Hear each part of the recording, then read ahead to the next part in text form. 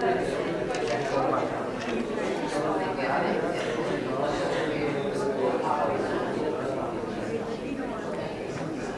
è chiamato. Mi ricordo che le risposte in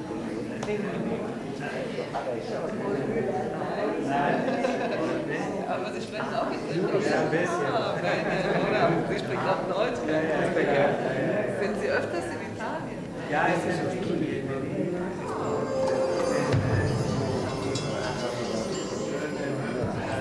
C'è una cosa che mi ha tenuto lontano dall'idea di fare questa mostra, sono tutti questi pronostici sul 2012, purtroppo siamo capitati nello stesso anno.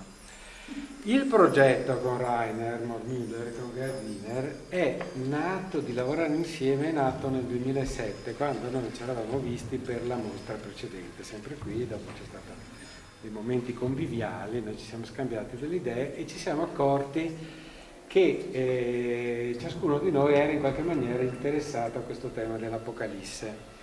Nel mio caso la cosa è un po' più, anche in un certo senso, lunga oltre che articolata, perché negli ultimi più di 20 anni ho lavorato a un ciclo di 4 opere liriche assolutamente non presuntuoso, di cui vi dirò i titoli. Uno si chiama Big Bang Circus e riguarda la Genesi, Big Bang, quindi la Genesi. Uno si chiama Il canto della pelle e riguarda tutto ciò che c'è tra l'inizio e la fine. La fine è la quarta opera, che si chiama Il giudizio universale, quindi primissimo giorno, ultimissimo giorno. Il canto della pelle, che è tutto ciò che è vita nell'universo, per questi due estremi. Prima del giudizio universale c'è un'opera che forse qualcuno ha visto l'anno scorso alla Fenice, che si chiama Il killer di parole, che parla delle lingue del mondo con cui abbiamo raccontato questi miti, e immediatamente prima del giudizio universale c'è forse questa Apocalisse. Quindi un po' per caso e un po' forse perché era la concatenazione logica degli eventi e della maturazione interiore, è venuta questa bellissima idea con Gerd e con Rainer di lavorare insieme all'Apocalisse.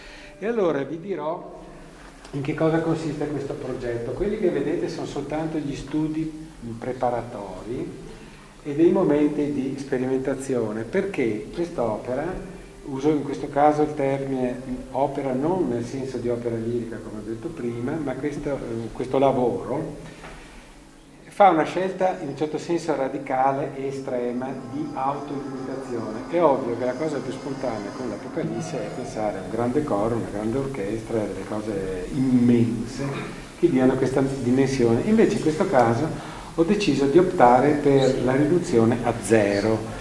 Il grado 0 è costituito, qua c'è uno scarabocchio di giornale che ha anche la data per vedere delle cose che dopo ho trovato. Questi sono gli altri studi fatti, questo è un po' il mio modo di lavorare, prendo gli appunti sui pezzi di carta, poi quando vado a casa creo una cartellina e poi di solito in un giorno, una settimana, un mese, un anno, 10, 20, perché le prime approcci sono circa 30 anni fa, le cose procedono in questo modo e si arriva a questo progetto. Il progetto prevede di usare soltanto un tamburo, il tamburo rullante, quello che è circo fa la rulla, oppure durante le esecuzioni capitali. Quindi in qualche maniera siamo in una dimensione di esecuzione capitale. Questo è lo strumento e queste sono le due bacchette. Le due bacchette hanno o due luci sulla punta o due colori e con una tecnologia nuovissima che si chiama motion capture, che appunto era impossibile realizzare qua, anche se era possibile realizzare a Padova il 25 di maggio.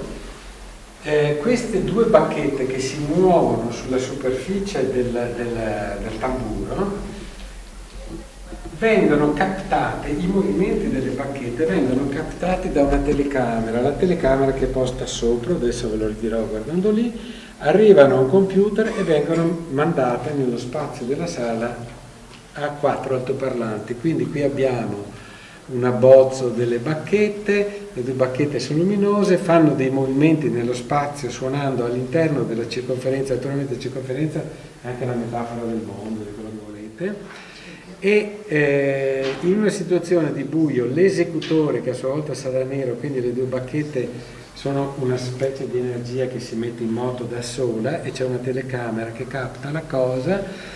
I movimenti nello spazio possono essere in su e in giù, determinano l'innalzamento del suono verso l'acuto e il grave. I movimenti da destra a sinistra determinano il fatto che c'è un chiaro scuro nel suono, cioè il suono scuro e il suono chiaro, e poi i movimenti delle bacchette determinano anche lo spostamento del suono nella sala.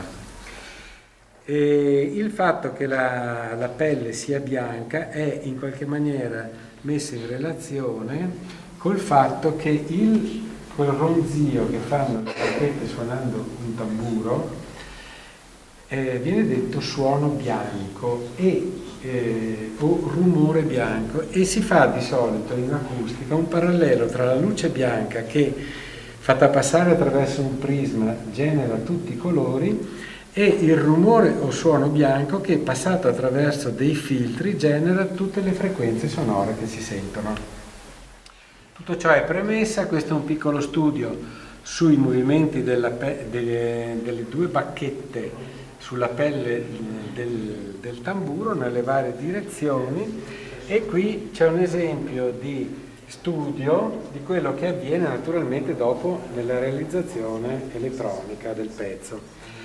Che cosa avviene? Avviene che le bacchette, che qui sono rigide, essendo captate dalle telecamere, sono sottoposte al filtro dell'elettronica, per cui vedete la raffigurazione fa vedere che perdono la rigidità degli oggetti, diventano qualcosa che è virtuale, e i loro movimenti, spostamenti sulla pelle, generano a loro volta delle figure, delle onde sonore, in cui comincia anche a vedersi qualche cosa che forse possiamo collegare con il discorso, per esempio, dei 7 cavalieri dell'Apocalisse che si intravedono lì, e anche in altri studi che ci sono qua di Rainer Mohr-Müller.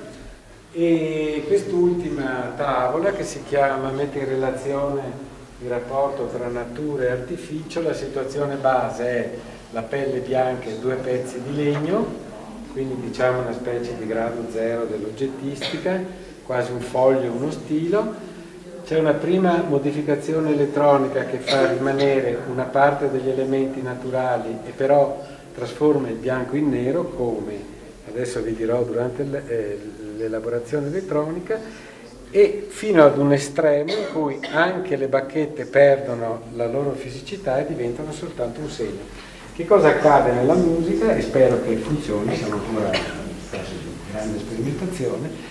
Il ronzio inerte, che è uguale al suono del vento, un po' alla volta, con tutte queste elaborazioni, diventerà tutti i suoni del mondo, tutte le voci del mondo, cioè nelle varie aree del tamburo sono collocati elettronicamente dei generatori che fanno sì che il colpo sul tamburo diventi voce umana, parole, suoni che rappresentano l'Apocalisse.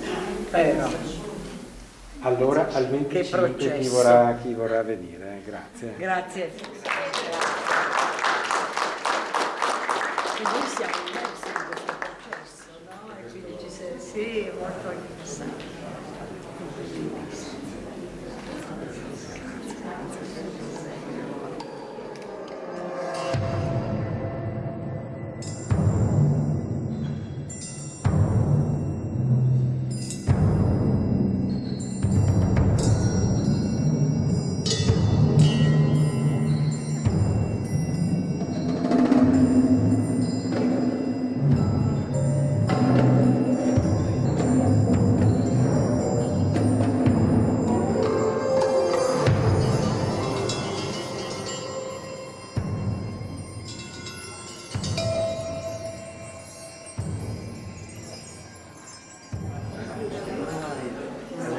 Sehr innovativ und findet man dann neue.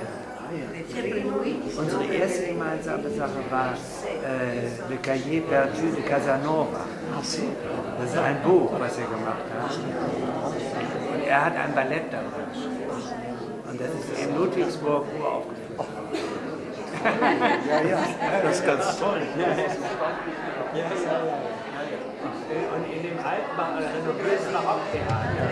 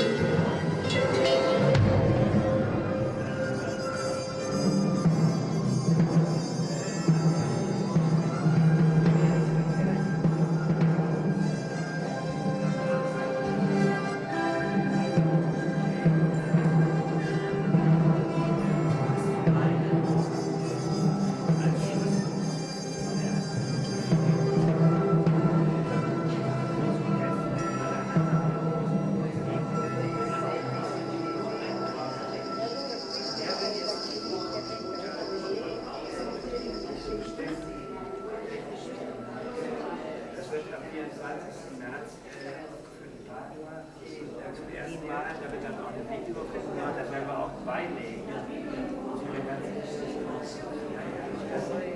Diese Trommel ist auch in verschiedenen Gesellschaften. Und dann wurde das präsentiert in der